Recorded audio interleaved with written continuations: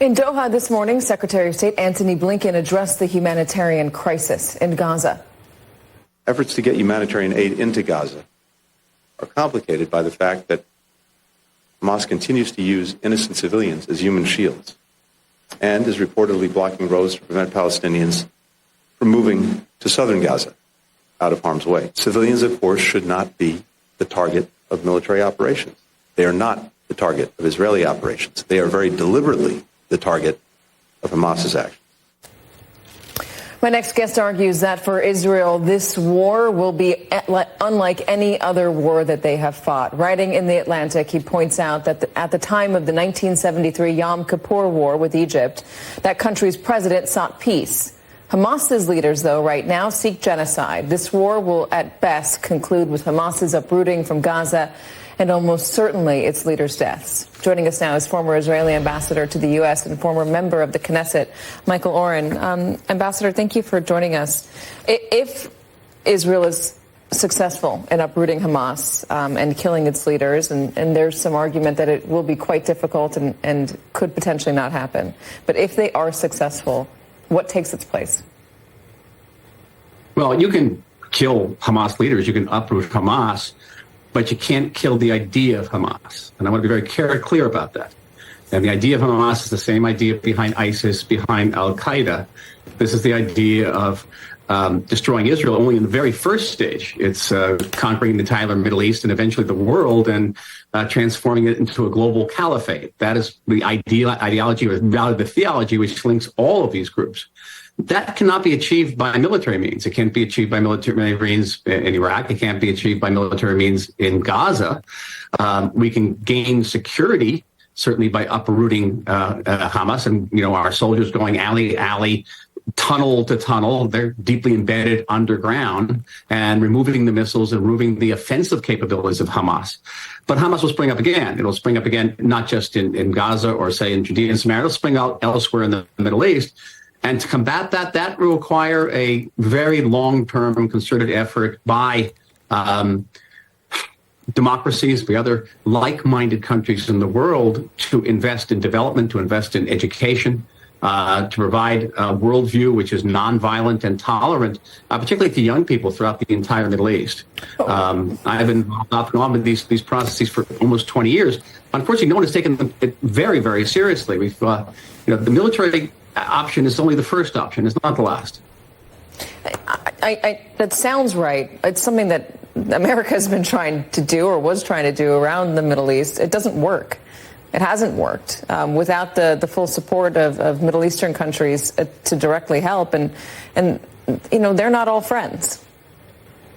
It's absolutely true. And, something that hasn't worked. But I haven't seen the effort. I've seen, again, resort to military option, and we have no choice but to resort to military option. We have to defend ourselves. There's no question about that. There's no question that Israel has the right and the duty to send our army into Gaza to fight Hamas. But that's not going to uproot Hamas elsewhere. It will, in many ways, degrade Hamas's military capabilities. That's true.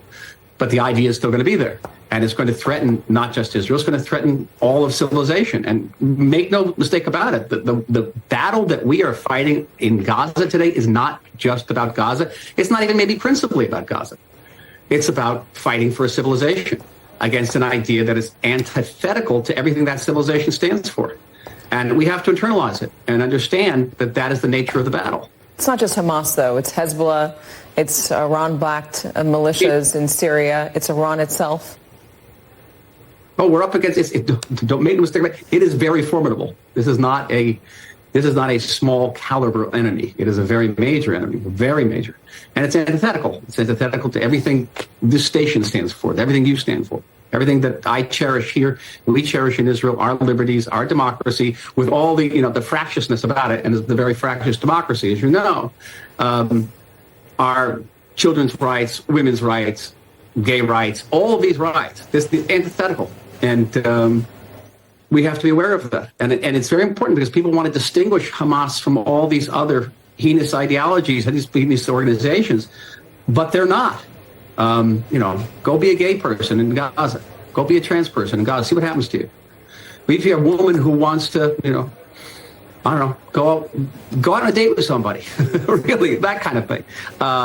go see what happens to you, and understand that this is the nature of the threat, and it is a huge threat, and it is a global threat. It's not just Gaza. What about the Israeli government? What does it look like after this? Is it still Netanyahu with the far right?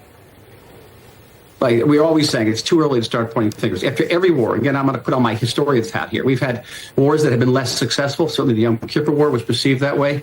Militarily it was a victory, but I think psychologically it certainly wasn't. And the 2006 Lebanon War, I was in that war as a soldier. I participated in the investigation of that war afterward. The chief of staff was forced to resign. The defense minister was forced to resign. Nobody is above taking responsibility in this country. And I'm sure that responsibility for this failure, and certainly we can say this is a failure. Our chief of staff came out yesterday to say it was a failure. It was an egregious failure. But even, hold on, let me stop you there. Because even just the intelligence failure, that's one thing. Put that aside. Talk to me about the Israeli government. The way it's formed right now is extremely against the idea of a Palestinian state, and it's more extreme. Some of those ministers are against Palestinians and Arabs. Period. That's obviously created a real divide within the country. Does that sort of government, that government that is hostile towards Arabs, remain?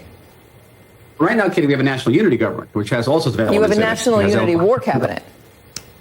It's also the government. The major opposition party is part of the coalition now. And people in that party, and I know them quite well, I serve with them in Knesset, have different range of views. Some of them may be in favor of a Palestinian state. But I will say this, that Gaza's war on us, Hamas's war with us, has put another very large nail into the coffin of the peace process. And I'm speaking as someone who's been involved in this peace process for 30 years. I was an advisor to the Rabin government in 1993 when the Oslo process started. And I participated in the last round of negotiations with the Palestinians. And so I've come to many conclusions about this process, but I know for certain that process can't go anywhere unless it has support, unless it has popular support. And what many Israelis are saying, including Israelis I know who may have been left of center, are saying, well, we withdrew from Gaza in 2005. We ripped up 21 settlements. We yanked Ambassador, I'm so sorry to interrupt you, but President Biden is speaking on this, and we're going to listen real fast.